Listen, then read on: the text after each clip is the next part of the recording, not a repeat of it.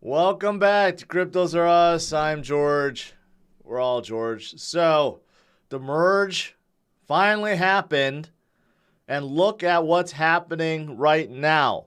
So, there are some interesting things to show you guys what this means for Ethereum going forward. And of course, let's look at US markets and Bitcoin and other things that's going on in the world today. Smash the like, subscribe to the channel, make sure you hit that notification bell to get notified of all my streams. Follow me on social media, check out CryptosRUs.com, and make sure you follow my other channels as well. Good morning, guys. Welcome, welcome, welcome. Ooh, it's finally here. The merge, or the completion of the merge, I should say. Some interesting things happening right now, except the price. All right, well, starting with the U.S. market, we got about 2 minutes before the opening bell. And right now, futures market is indicating slight red. Hopefully, it's just slight red and it doesn't go into deep red. But the one thing that's really good for us in the U.S. is that big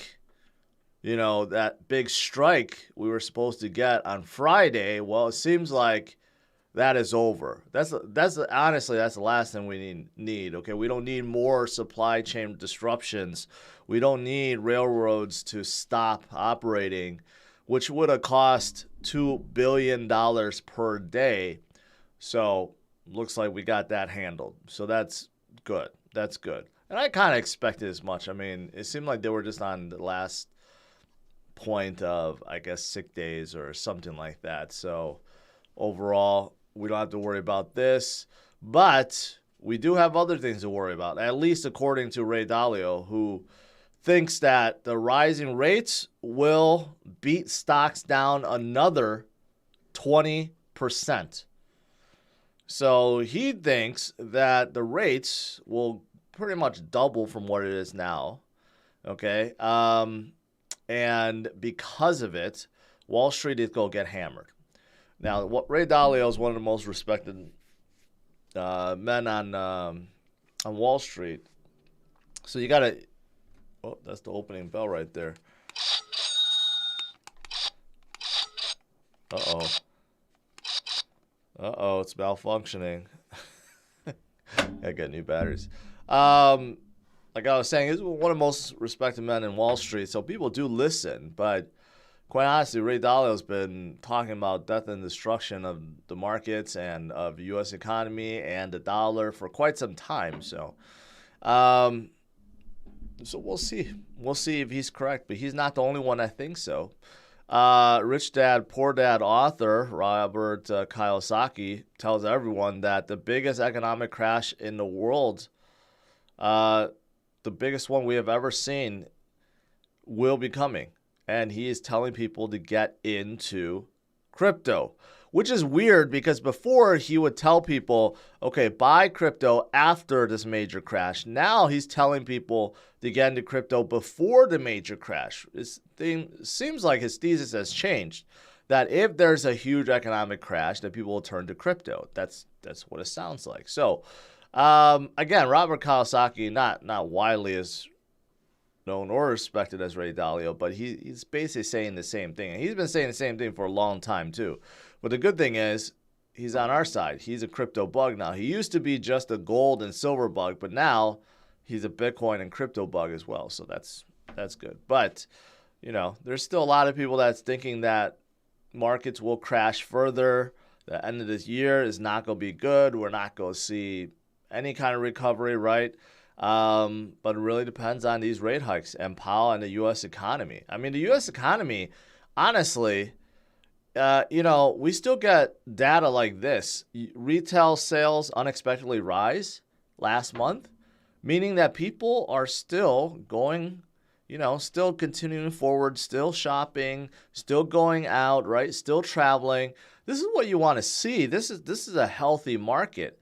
Why would you want to stop this, right? That's why, this whole path that the Fed is taking, is a head scratcher in some ways, because why would you want to stomp the U.S. economy? Why would you want to make people poorer so that they have no choice but to stay at home and they can't go out and shop and do what they normally do, right? Why would you want that?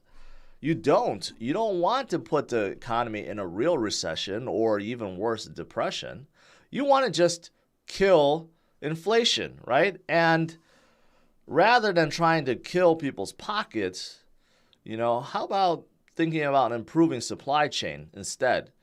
I know that's out of the jurisdiction of the Fed, but why don't we figure out how to improve supply chain, improve the supply rather than try to kill demand, But anyways, that's just my opinion. And I know Powell can't do much about supply, but maybe the administration can do something about that instead, And it doesn't seem like we talk about that much at all. Anyways, okay, so there's that. Now moving on to crypto, Bitcoin is still stuck at 20,000. Actually, in fact, got a little bit weaker, unfortunately. The entire market got slightly weaker since yesterday. We're still around 987 or 990 if this updates. So we're slightly lower, about 1% lower than yesterday. But regardless, the big merge is successful and completed finally. Look at that smile on Vitalik's face. It's been, 4 years in the making? This has been talked about since 2018. So, long time. But that's, you know what? The funny thing is, this is just the beginning. I'm going to show you the roadmap in a little bit. The roadmap to full Ethereum, full completion of Ethereum is still a long ways off. But this is just the first step, but it's a major step moving to proof of stake. And look at what's happening right now. This is a very telling story right here. So this is measuring the burn rate and how much issuance since the merge. And you can see, look on the right side, the ETH supply has been doing this ever since it's been created. There's more ETH being issued than being burned. And keep in mind, burning was just introduced last year. So there was no burning before. And this climb was even faster before, right? Look at what happened after the merge. That's it. It stopped. 120 million ETH, right? That is the peak. And since then, it's been going down slowly, but it's been going down. Since the merge, we have negative 85 ETH. So there is more burning going on right now than ETH being distributed. So think about that 90% decrease in issuance that I've been talking about, it's happening. And right now, even with low volume, we're at pretty low volume right now. Even with low volume, the burn rate is more than the issuance. Imagine when we have higher volume, when NFTs get crazy again, when tokens and projects get crazy again, the burning will be a lot more than now, right? So this is why I said long term, this is going to be fantastic for Ethereum because it essentially becomes deflationary at this point. Okay, instead of inflationary, where you see the supply go up, it's going to start coming down. And that's pretty significant. And right now, this is another kind of tracker. The current ETH emission is at minus 0.6. Even just operating normally right now, it's negative 0.06 per minute right now, right? So just imagine when we get some real volume back on Ethereum, back in the market, this thing's going to drop to negative whatever per minute. It's going to be wild, right? So good stuff. That's good stuff. Now, there's other great things about Ethereum right now.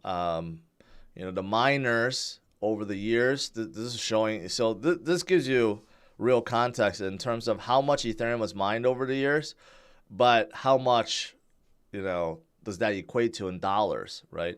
So at the very beginning, 2015, 2016, you could see there was a ton of ETH being mined, but the profits, the dollar amount was actually very little.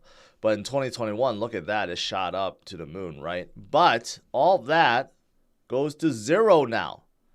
After yesterday or this morning, early this morning, zero being mined. Now we are in proof of stake, right? But lots of money mined over the last, 7 years or so. And of course, besides the issuance and burning and becoming deflationary, worldwide electricity consumption is actually being decreased by 0.2%. I don't know if that's real, but Vitalik is basically saying that the miners took 0.2% of the world's power grid. That's how much it was taking. I don't know. I have a hard time believing that, but maybe it's true. But anyways, he's taking credit for reducing the worldwide energy consumption by 0.2%. So there you go. And then I mentioned about that roadmap, and Charles wants to remind people of this. You know, Charles is, I don't know if he's a little jealous or what, but you know, the merge was successful, right? And you know, he's saying, well, because Cardano is already there, but then he tweeted the roadmap, and this is how much more that needs to be done before the whole thing is complete, right? And it's going to take probably another 4 or 5 years until like everything is done, including scaling. Remember, right now, Ethereum cannot scale still, right? But take a look at this. Over here, Charles responds by saying, well, we are about 3 years ahead on research, 2 on engineering. They will one day figure out that slashing is a really bad idea.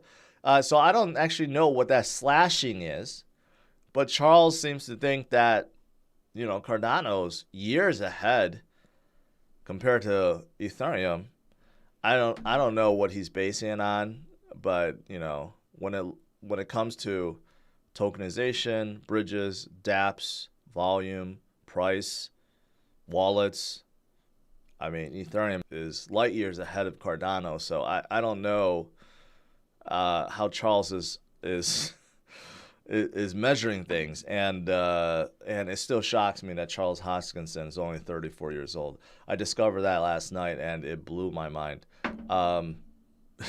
Yeah, I mean, does this look like a 34-year-old? It still blows my mind. Anyways, enough about Charles. So that's it. You know, after, you know, our next major thing to look forward to is Cardano and Vassal. Vassal is coming out in about a week. The hard fork is going to happen. So we'll see. This 2 year ahead on research, or 3 years ahead on research and 2 on engineering. What's that going to bring to Cardano with Vassal, right? So we got that to look forward to in about a week or so. Now, other projects that have benefited from this merge, Ethereum Classic, the hash rate, take a look at that, skyrocketed. But it's not just Ethereum Classic, and there's actually a war going on. It's also Ergo. So Ergo's hash rate skyrocketed, and you could see the two were, well, they both skyrocketed, but the two were actually very close. But Ergo actually started losing a lot of hash rate for some reason. Ethereum Classic kept it, right? But they were both at like basically 290 something, and then Ergo started losing some of the hash rate. I don't know what happened, and then now it's coming back up again.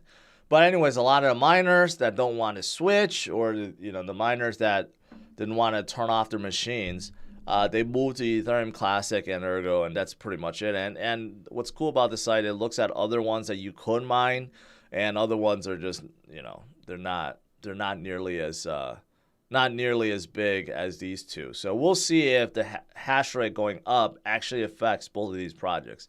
Long term, the answer is no. Short term, maybe, because look, Ergo's up about 16% last 24 hours. Ethereum Classic is up about 6.5%. So short term, definitely a lot of enthusiasm, right? But long term, I just don't know. I don't know. All right. Lastly, you know what? You know, another project that's burning like crazy right now is SHIB. I see news reports about this all the time, how the burn rate is going up and up and up, and I don't quite know what's going on. In fact, if you look at a burn rate over the last 24 hours for SHIB, it's gone up by 50%. More and more is being sent to that burn address, and more is being taken out of supply. So there's definitely a lot of whales that just keeps buying and buying and buying and buying SHIB, and a lot of them are just burning. Now there will be more burning when the layer 2, when the new DEX, when the Shibarium comes out. But right now, as far as I know, the burning is just from people voluntarily burning, which is crazy, right? But Shibarium supposedly will go through another test phase soon, and who knows when the full version will be out, maybe by the end of the year, right? And there's other things that's going on in SHIB's world. So a lot of exciting things. They're not just staying idle or staying steady. So that's overall good. All right. That's pretty much it. U.S. market is flat. That's a good thing. Looks like, you know, traders, Wall Street, a little uneasy about the Ethereum merge. No, I'm just kidding. They could care less about Ethereum merge. They're just uneasy right now. So we'll see. Oh, by the way, in about another week and a half, we're going to have another FOMC meeting too. That'll be exciting. That'll be exciting. All right, let's do some Q&A.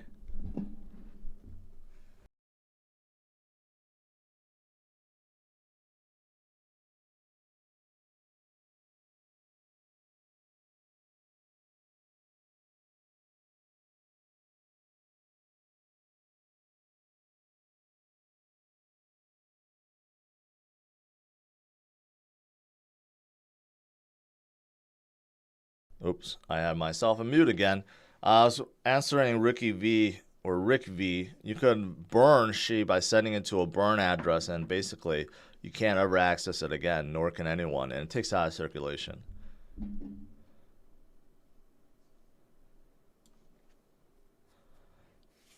All right, scrolling up here. I lost faith in Robert. He's out of touch. I kind of agree. I don't know. Like, you listen to his tweets, or they're just like way out there. All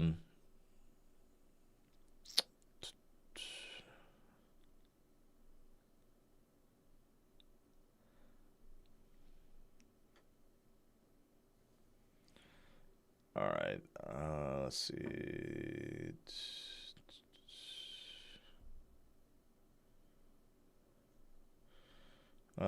Neon Visual says, remember that many farms run off-grid, so that doesn't mean it was taking 0.2% from general. I mean, still, even if it's close, even if it was like 0.1%, that would shock me that Ethereum Mined actually took that much power.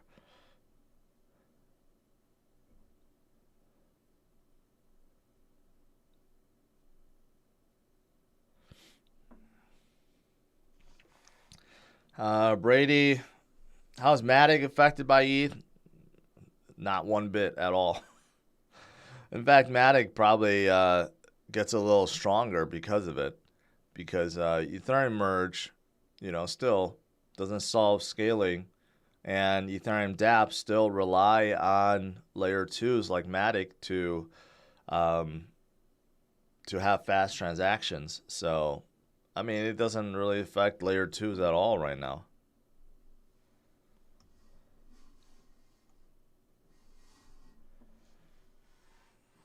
Shibarium or whatever it is, it's their metaverse. So, I don't know. It's fine. It doesn't sound like a Ponzi to me. What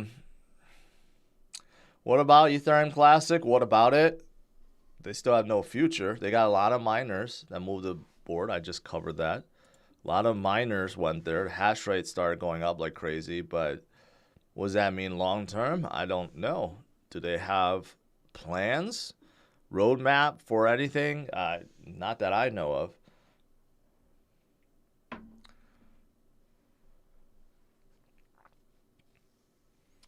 Does the ETH merge mean that the SEC has some control over it? Not really. The merge if they were going to go after Ethereum, they could have done so any time. Doesn't matter if it was going to.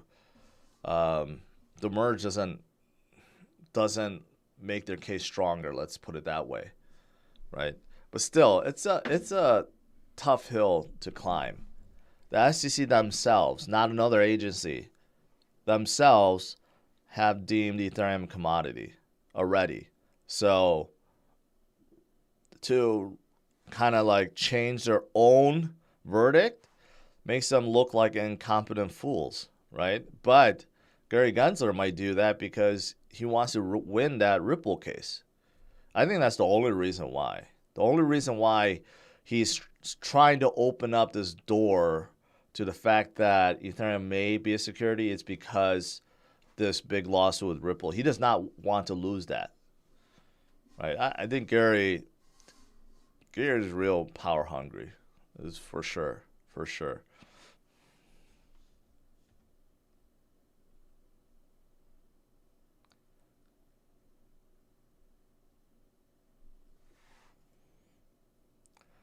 Narish suggests something about GRT. I haven't heard about GRT for a while. You know, they're just a useful utility in the space. They use the same API standards as a lot of internet, you know, sites, and they help projects come out with API. For data retrieval, basically.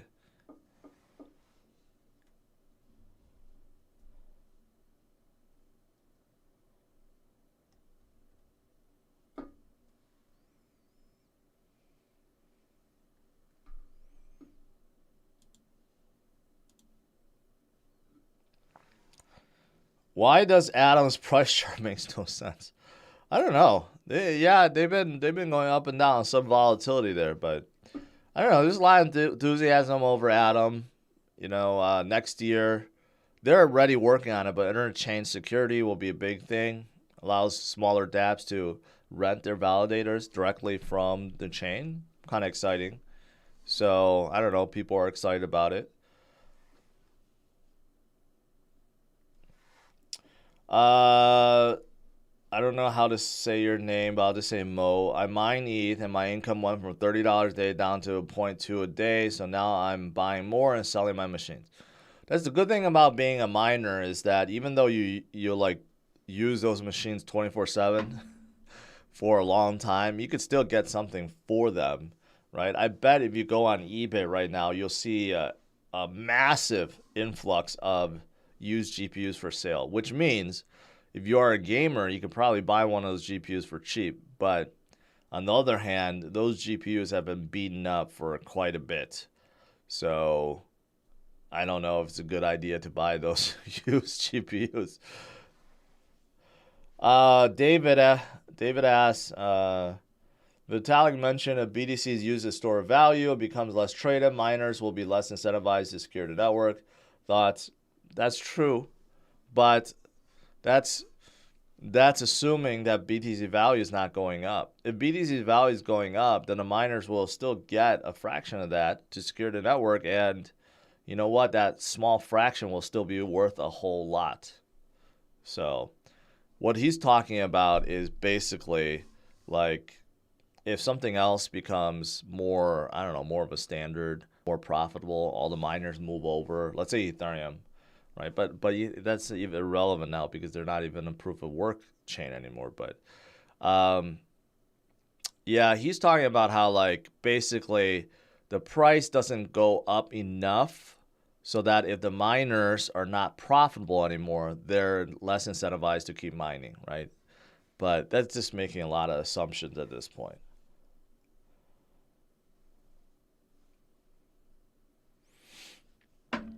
What do you think about Bitcoin dominance? Well, recently it shot up to 40%, right? Because Bitcoin started coming up, and before this big CPI data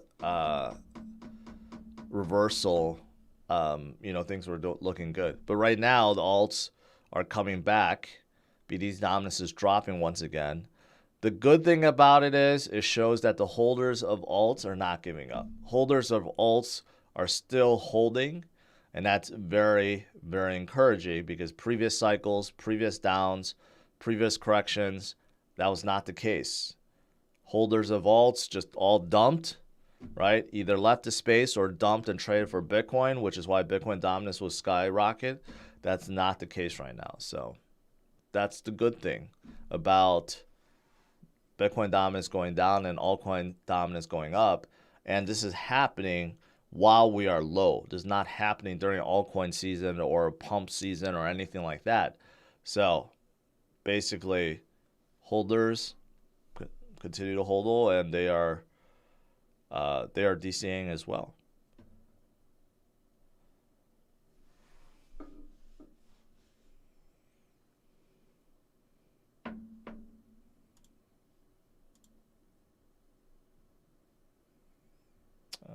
Let's see. Thoughts on Gemini Earn? I mean, there's nothing wrong with Gemini Earn. Look at this.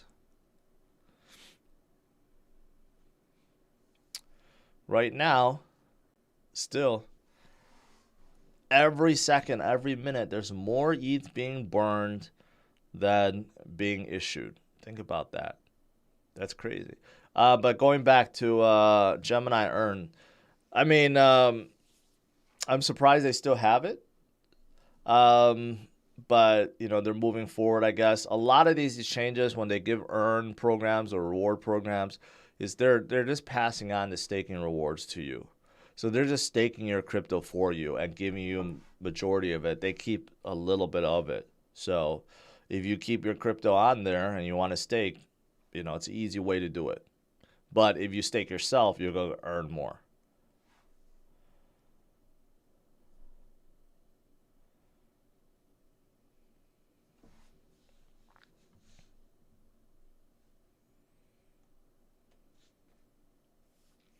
Jay Martin says Charles is 34 but looks 53. Yeah, that's the thing. Like, I don't, it blew my mind, right? I know, like, I know some people, some young people want to make themselves look older, more mature. So it seems like they're more seasoned and they have more experience, right? Especially if you're like in front of a crowd or you have an audience, right? You don't want to look like a young buck. But, you know, I think Charles took that a little bit too far. He already looks like he's in his 50s. So what is he going to look like when he is in his 50s? So, yeah, that just shocked the hell out of me.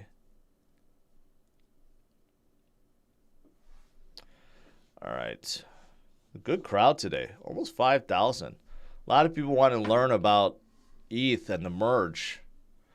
Right? So, I mean, this is the most telling thing you guys need to know about how this point right here yesterday, today at 6:43 a.m. or whatever time zone that is, that could be the peak of Ethereum, meaning the supply, right? That was the peak, the most we will ever see for ETH. And from that point on, we will see only lower and lower and lower supply. Could be the case. Unless somehow there's no transactions on Ethereum anymore and there's no burning, and then it could still come back up. But right now, even with the low volume we have, the burning is outstripping the issuance.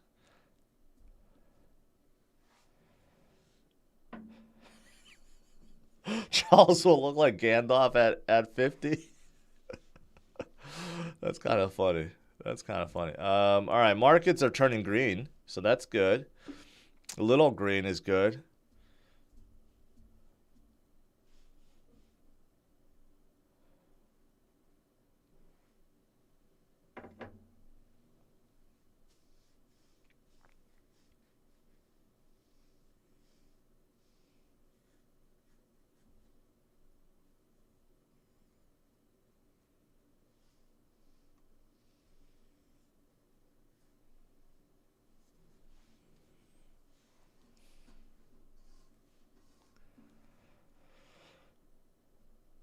Let's see.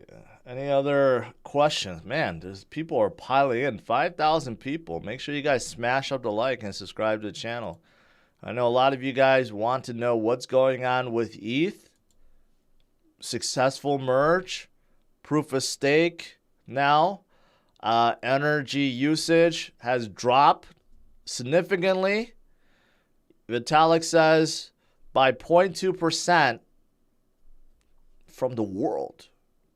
Reduce worldwide electricity consumption by 0.2%. That's crazy. I don't know if I believe that, but if true, he made a big impact, or at least a miner switching to proof of stake made a big impact. You know, right now it's negative 0.7 ETH being burned per minute, and seems like that is starting to climb up again. When I started stream, it was negative 0.6. Now that has come up to 0.7. So as of right now, so far it's been deflationary. So this is why I think a lot of people miss out on this. Long term, this will help Ethereum. Short term, maybe not right now because the price has not skyrocketed. I know that, right? But this is the beginning. This is really the beginning for Ethereum to become deflationary and not have, you know, 4 or 5% more being issued per year. This is very exciting indeed.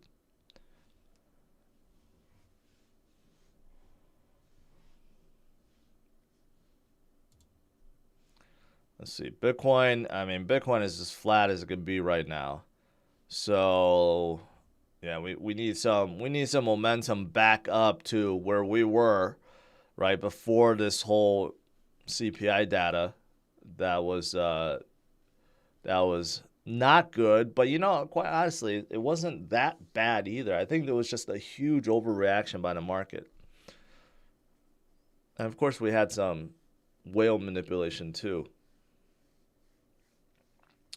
What happens to crypto funds if I send it a wrong address? Does it get burned? Essentially, because you'll never be able to access it again. So if you're sending it to exchange, sometimes they can send it back to you, but most likely it's gone.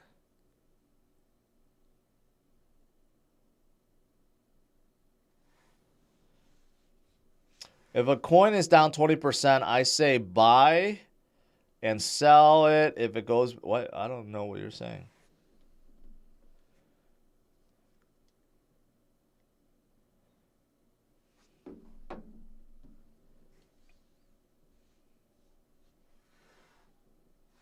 What site you're looking at to show the ETH burn? I just found this randomly. Ultrasound.money. There's many others. Just search for Ethereum burn tracker or something like that. This one's called ultrasound.money.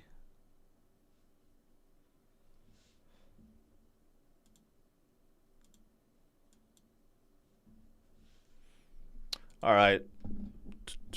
The market is doing good. Yeah, getting better. Getting better. All right. So overall, guys, we lived through another hard fork, another merge. This one is a very significant one. The merge is successful. Ethereum is proof of stake. And Ethereum basically is now deflationary. So good things are happening. More good things will come, right? So stay strong. Right now, we haven't really moved yet, but we will. And make sure you have patience and focus on the future. All right, guys, that is it. They gave out free merge NFTs last night. Did you get one? No, I didn't. Congratulations. Smash it a like, subscribe to the channel, and I'll see you guys tonight, 8:30 p.m. Central Standard Time. All right? Have a good one, guys. Take care. Bye-bye.